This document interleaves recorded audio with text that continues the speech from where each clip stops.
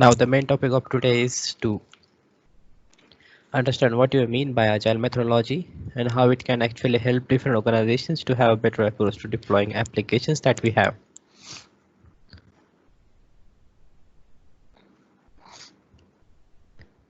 So, this is the agenda for this today's session.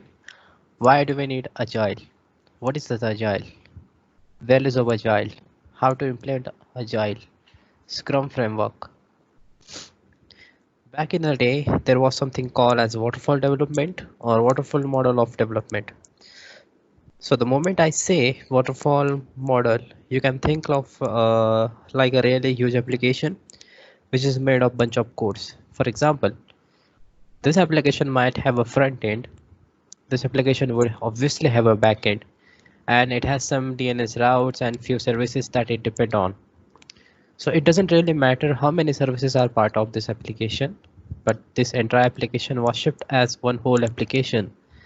That how they used to happen in back in days, and this was referred, or this method of development was called as waterfall development. The application was referred to as a monolithic application. We can say it is a form of a single large block of a stone. The few years back, things started to become a bit extreme because the clients would have 10 different requirements that would change almost every day. Now, if you have one single application, you have a single point of failure.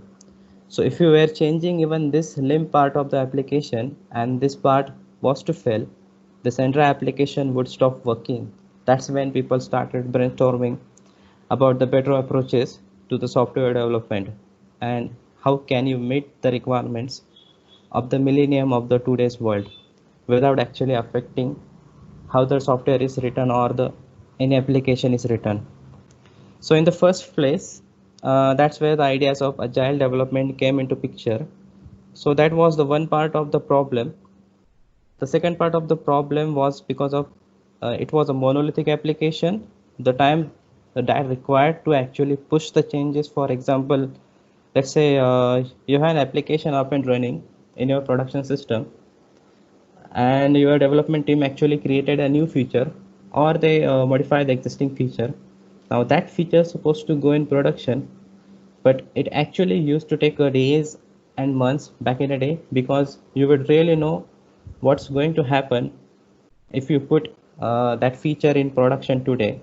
So there are so many moving parts that you never sure it's going to break the existing application that you have. So people used to actually schedule the maintenance window. I'm pretty sure that you would have received those mails, right? That production server is not going to available during this particular time during this weekend because of there is a scheduled downtime. So now that's what used to happen. Now that cannot really fly anymore, right? Because the thing about companies like Netflix, Uber, Amazon, they can't really be down even for a moment because you never really know how many people are accessing the service. Now that is the second part of the problem, and that people were trying to solve. That's when Agile came into the picture. So now in this waterfall development, we could say you complete one phase before moving on to the next phase. So you really rarely aim to revisit the phase when it's completed. That means you better get whatever you are doing right at the first time. So there is no scope of going back if you miss something or if you find something which is not correct. We could say uh, we all knows the cards that we play. So it is just like a house of cards. So once we made the house of cards, if we pull up any of the card, then whole the house of cards will fallen down. So that's how this waterfall development is actually. Now agile, put in a simple terms, is a philosophy to rapidly deploy an application in much more organized way. Now obviously there is a lot more details that meets the eye, but in the simple sentence, that's what you mean by agile. You put the rapid development of the software or the code that you're writing without having to wait for a longer time. At the same time, you want to make sure that you have a small bunch of code that can be shipped to the client or whichever the applications you are working with. So that's the reason Agile exists today. And now we are going to look at what do you mean by Agile and how can you actually implement this. So I hope hope you are really pretty clear about this, why there was a requirement of Agile. So, so this is what you mean by the waterfall model. Now, this is a traditional software building practice. So you would gather the requirements, you would design or architect how you imagine your software to be, and then there would be the actual development that would be the executed. So there would be a testing and final product and the maintenance. So this is what has been happening for the past 4 decades, we say, but this won't fly in the today's world because there are multiple changes being pushed every single day. So it can't really just go through the months of planning for a little change. So is the way of applications are deployed. So that's what you mean by the waterfall model. I think I have explained it pretty well. There are a lot of companies that still follow this model, but at the end of the day, all of them are trying to migrate to the more agile development. So it's not easy to it's not easy depending upon the size of company, but you will still see a few companies using waterfall, and they are in a process of moving away from this model. Then the agile comes to the rescue. So what is agile? We have talked about the requirement, or why does the agile even exist so far. So now let's look what do you mean by agile. So agile is nothing but a chain of rapid development and the deployment, meaning the first section of your software development is always a planning. So is always a planning part, but now you obviously know what you are about to build, but you kind of break that entire application into the small bunch of code, and then you work on a small services, one service at a time, ensuring that first of all you kind of follow the microservices model, and then at the same time you don't really affect the entire application in general. So you plan, you design, you architect, and you actually develop the application, you test it, you deploy, and you review it.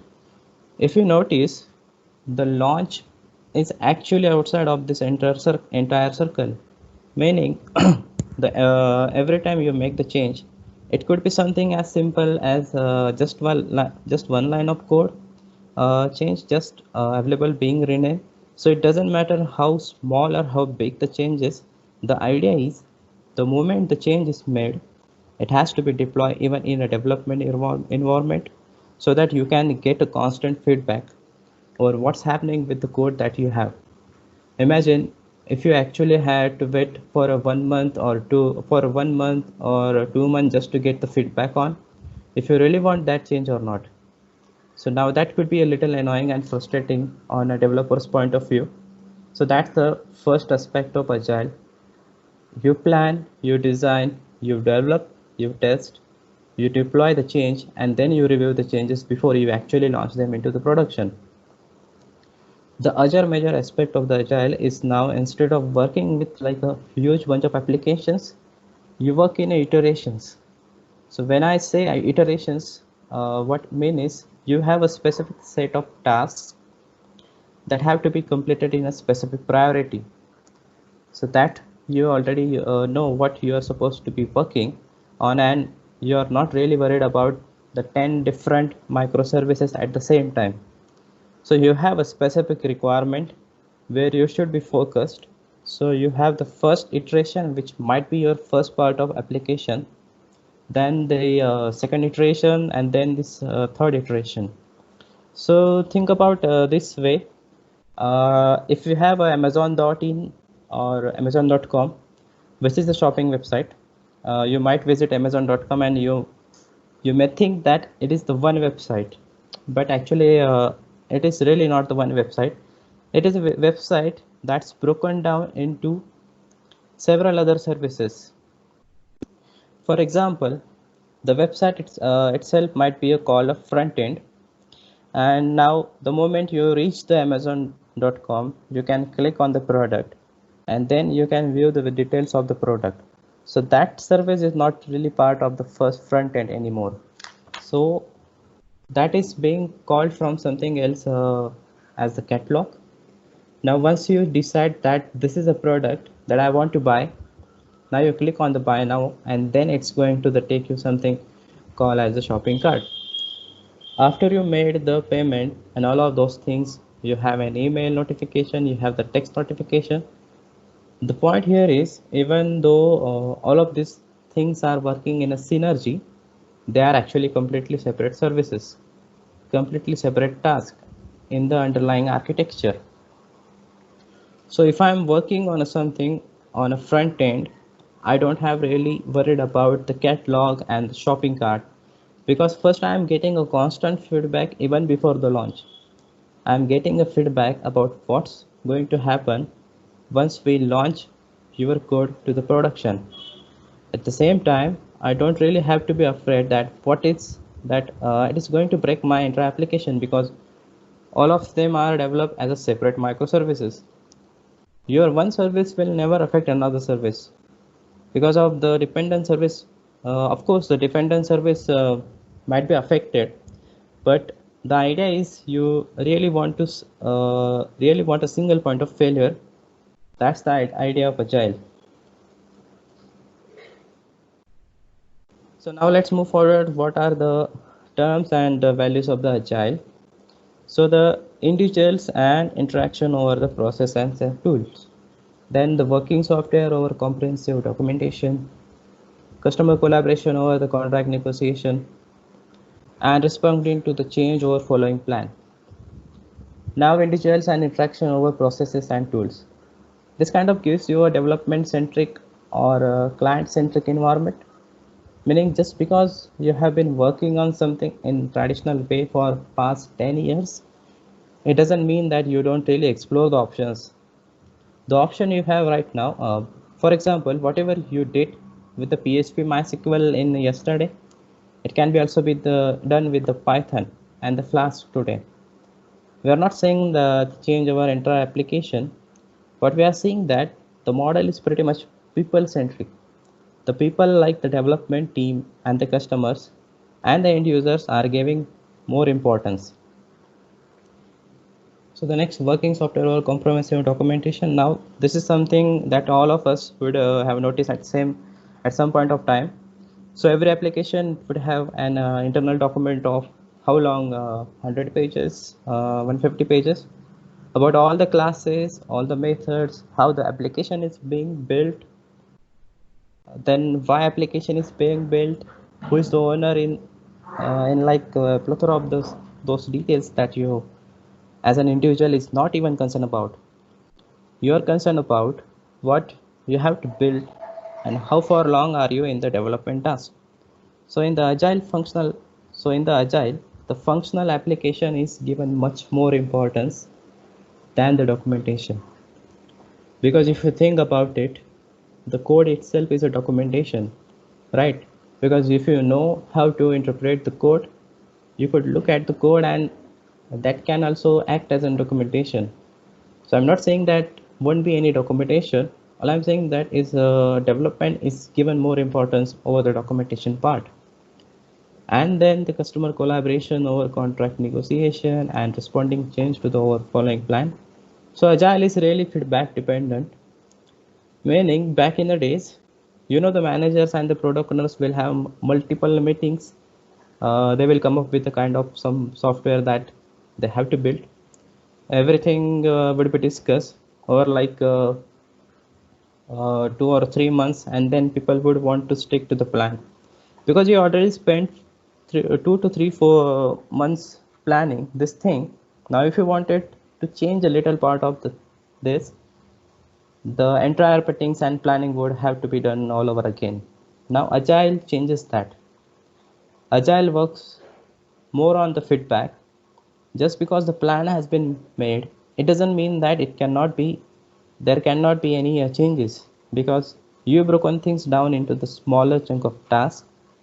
Any of the tasks can be modified according to the requirement at any point of time. So these are the values of that agile brings to the table, right? So there are two parts of the puzzle. Uh, you can have a benefit and then you have a value. So benefit is what you get, like right off the bat, and values what you derive out of it. So what we saw before were the values where everyone on the table received the same of the other kind of benefit because of agile. Now the principle agile. So these are the 12 principles, right? Like satisfy the customer, then welcome changing requirements, deliver working software frequently, then frequent interaction with the stakeholders, motivated individuals, face-to-face communication, measure by working software, maintain constant pace, sustain technical excellence and the good decision, keep it simple, empower self-organizing teams, and reflect and adjust continuously. So now this might look more like a textbook thing. Like here are 10 benefits and and just go with agile. But that's not the real case. We're actually going to look at how all this materialize like over the future slides. When we actually talk about you can implement agile in the working or the team that you're working with. So let's move on. So now comes the meta of the entire presentation. Now you have the basic idea of agile, right? But the question that everybody has at the point of time is, what's it? What's in it for me? Okay, you told me what's agile and how can it help, but how can it be help me as an individual, or how can I actually implement agile? So there are the multiple frameworks or philosophy we can say when it's come to the agile, like a Scrum, then Extreme Programming, Lean, Kanban, Crystal. RUP is nothing but a rational unified process. So these are some examples. The most popular one out there is called the Scrum. Now again, these philosophies are not really set in a stone. It's not like if you're following Scrum, it's 100% Scrum detects you how to do it that way. That's not the real case. In the majority of the cases, what people do is they primarily implement the Scrum, and then they have some ideas from Kanban, then Extreme and Lean, and they kind of their own philosophy that works for their organization. But the Scrum is the one used by majority of the people. Even before looking at the slide, before we go through what we see in the slide, I can just kind of explain the Scrum to you, the way it works. So what is Scrum? Basically, an iterative philosophy, meaning you iterate over the changes, you iterate over the deployment and software development one at a time, and software development one at a time. So if you wanted to talk about the Scrum is an iteration of the plan, then build, then test, and then review. Now you would constantly iterating over this aspect. So let's first look at how and what does the Scrum implement teams look like. So in the Scrum implement team, you have the very first person called a product owner. So when I say product owner, if you are coming from a more traditional software development environment, you can think of product owner as a manager. He's the guy who holds the responsibility to make sure the application deploy as and when committed. At the same time, the application is built exactly as the way it has to be built. So the product owner is the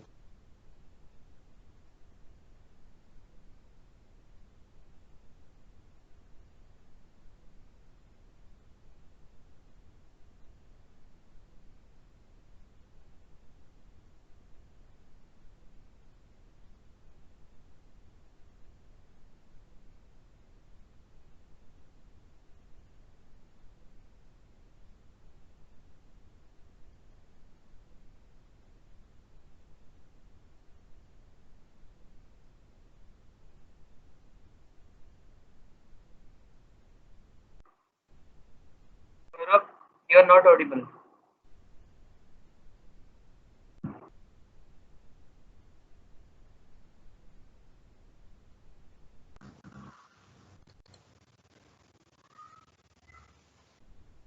Hello, can you hear me all? Yes, now. Sorry,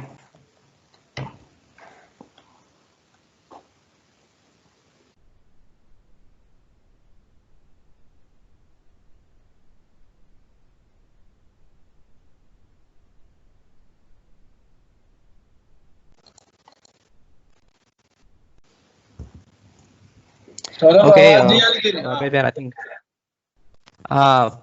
Product owner क्या है? Okay. So, product owner is the guy who holds the responsibility to make sure the application deploy as when committed. So the product owner is the guy with the ideas. He might not necessarily a technical person, or he could be a guy from the management. He does not necessarily have to know development and technicalities in the details. So he's the guy with the ideas and owner of the application. That would be so pretty much all of the accountability lies on him, and there is someone called as Scrum Master. Now the Scrum Master is someone that you would have traditionally refer as a team leader or a project owner. Now you can think about a Scrum Master as a team leader. In the hierarchical sense, this person that's right below the product owner and the person who actually does the data or handle the day-to-day operations, like running the meetings or plannings, the tasks that have to be done, and then you have a team itself, which will consist of your developers and the testers. Depending on the requirement, it might be the few more roles, but then you have the actual team that will execute the task. So these are the three roles that you have. But now that we know the people, do you lost my voice again? No, we can hear you. Okay. So these are these three roles that you have, but now we know the people that are involved, how exactly this works. I mean, this looks pretty much similar to that you do at your office. It's just fancy names, right? You have the manager, then you have a team leader, and you have the team. So how is it any different from what you do at your office? So that's what we are going to look at now. I hope the roles are kind of clear to you. Now that's you have the roles defined. Let's look at the first thing about the development. So the first part of development that we want to look is called as the product backlog. So now here is the things start to get bit different how you might have working with the traditional environment. Now in traditional environment, you have application that has been already planned for a month, and you along with others have been working on deploying the application. And project usually goes for a few months or even a year too, depending upon the size of the project. Now in the product backlogs, you actually have the same applications iterated over in a smaller task. So when I say smaller task, you can think about the same example that we given like Amazon.in. So iteration will have the plan built, test, and it will have the review. Now this case, we are not building the whole application. We obviously have an idea that what the application is supposed to look like. But for now, let's say there are only concern about front end or what the main or primary website would look like. Then we have a second iteration where you could see some same where you could see the same cycle like a plan, build, test, review, and this where we are actually working with the email notification. We are actually we are actually coding how would our email notification been sent out, and how do you manage the email queues and the rest of the things.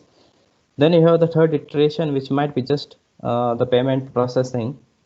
So in this case, again, the same cycle: you plan, you build, you test, you review. But the benefit here is that once you have the product backlog, these are the things that's supposed to be done over a period of time.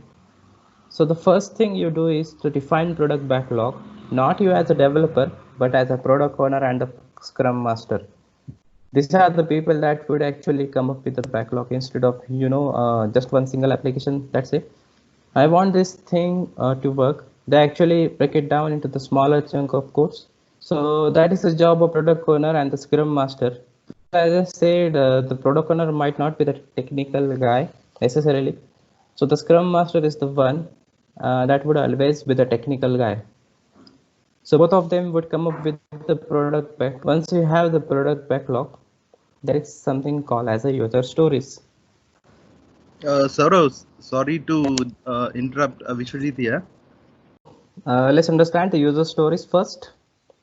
The user stories are agile in themselves, but they can be used to help us follow the agile principles. For example, here are 3 principles that we should keep in mind for this session. Like working software is a primary measure of the progress. Then our highest priority is to satisfy the customer through the early and continuous delivery of the valuable software.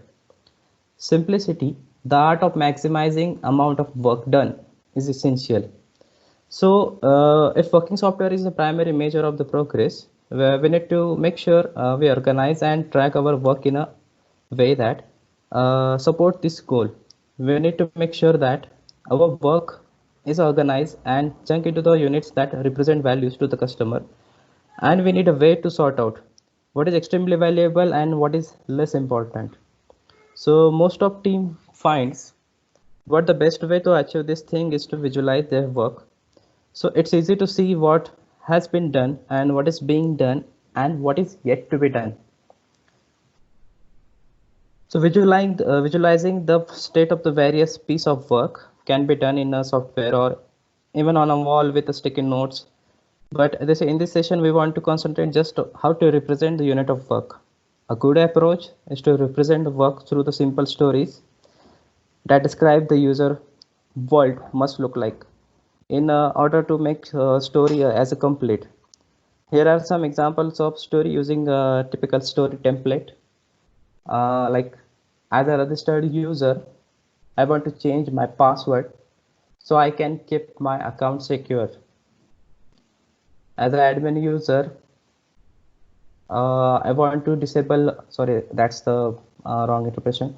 I want to disable a user as so I can prevent unauthorized login by past employees.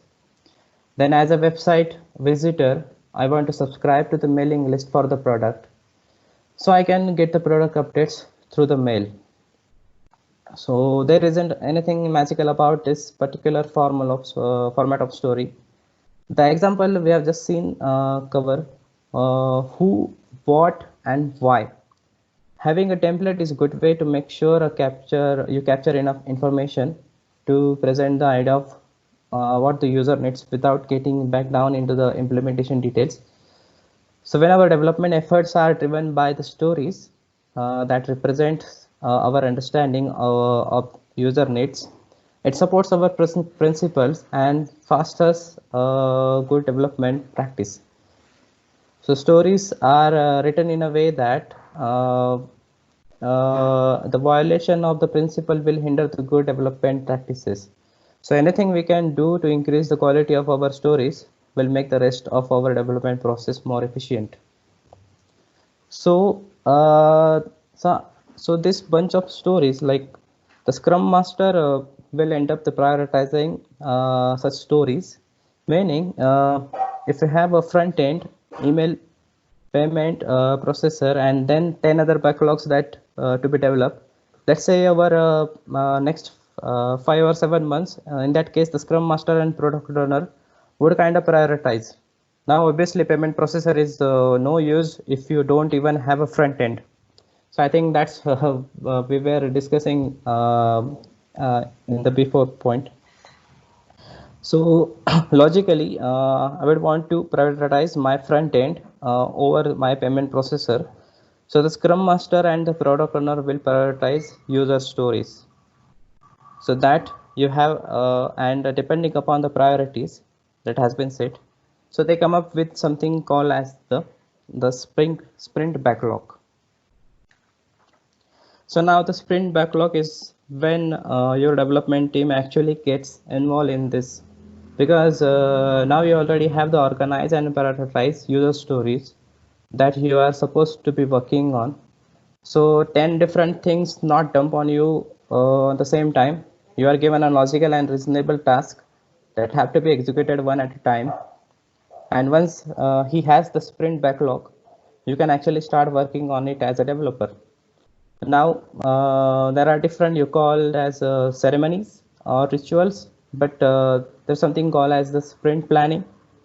Now the sprint planning again is just a fancy name for the meetings and discussions you have during the sprint planning. The product owner will actually explain how he imagines the end goal or product for the application.